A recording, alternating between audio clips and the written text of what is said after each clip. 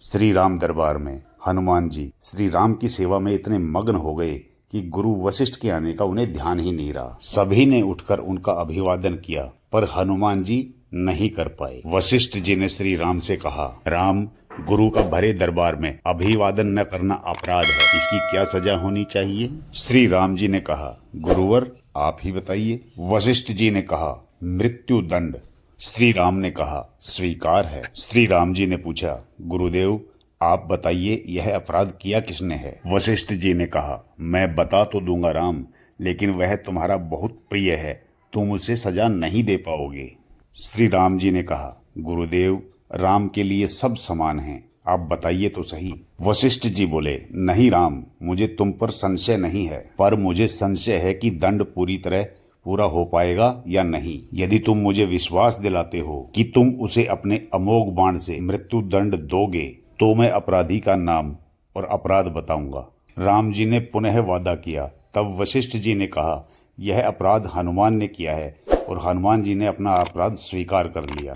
फिर श्री राम जी ने दरबार में घोषणा की, कल संध्या को सरयू के तट पर हनुमान जी को मैं अपने अमोघ बाण से मृत्यु दंड दूंगा। हनुमान जी जब घर गए तो उन्हें उदासी की स्थिति में देख माता अंजनी चकित रह गई। उन्होंने हनुमान से बार बार पूछा, क्या बात है मेरे लाल, महावीर हनुमान आज इतने उदास क्यों हैं? हनुमान जी ने कहा, माता, अनजाने में ये अपराध हुआ है। आप जानते हैं कि संपूर्ण ब्रह्मांड में मुझे कोई नहीं मार सकता, लेकिन श्री राम के अमोघ बाण से कोई भी नहीं बच सकता। तब माता ने कहा, हनुमान, मैंने भगवान शंकर से राम नाम मंत्र प्राप्त किया था और तुम्हें जन्म के साथ ही यह नाम घुटी में पिलाया। तुम्हारी शक्ति का कारण राम नाम ही है। इसी के प्रभाव से तुमने बचपन में सूर्य को फल समझकर निगल लिया था। वह राम नाम ही तुम्हारी रक्षा करता है, चाहे राम स्वयं ही क्यों न हो। राम नाम के सामने राम की शक्ति और उनके अमोघ बाण की शक्तियां महत्वहीन हो जाती हैं। जाओ हनुमान, राम नाम का उच्चारण करना शुरू कर दो। माता के चरण छूकर राम राम जपते हुए हनुमान जी सरयू के तट पर पहुंचे।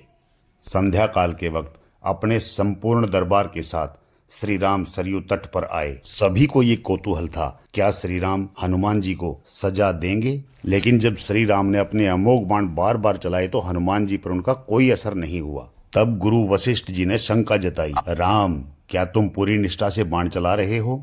श्री राम जी ने कहा, हाँ गुरुदेव, मैं गुरु के प्रति अपराध की सजा देने के लिए अपने बाण चला रहा हूँ, इसमें कोई चतुराई नहीं हो सकती। वशिष्ठ जी ने कहा, तो फिर तुम्हारे बाण अपना काम क्यों नहीं कर रहे हैं? राम जी ने उत्तर दिया, गुरुदेव, हनुमान राम नाम की रट लगाए हुए हैं। मेरे बाणों की शक्ति राम नाम के प्रभाव में कमजोर हो गई है, इसलिए वे असर नहीं कर रहे। तब गुरु वशिष्ठ ने कहा, राम, आज से मैं तुम्हारा दरबार छोड़कर अपने आश्रम जा रहा हूँ।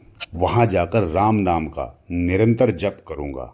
जाते जाते वशिष्ठ जी ने घोषणा की, हे राम, मैं ये जानकर और मानकर घोषणा कर रहा हूँ कि राम से बड़ा राम का नाम है। राम नाम महा अमोघ शक्ति का सागर है। जो कोई राम का नाम जपेगा, लिखेगा, उसकी हर मनोकामना पूर्ण होगी और वह मोक्ष का भागी होगा। मैंने सारे मंत्रों की शक्तियों को राम नाम के आगे नगण्य माना है, तभी से राम नाम को राम से बड़ा माना गया है। तभी तो वो पत्थर भी तैर जाते हैं जिन पर श्री राम का नाम लिखा होता है।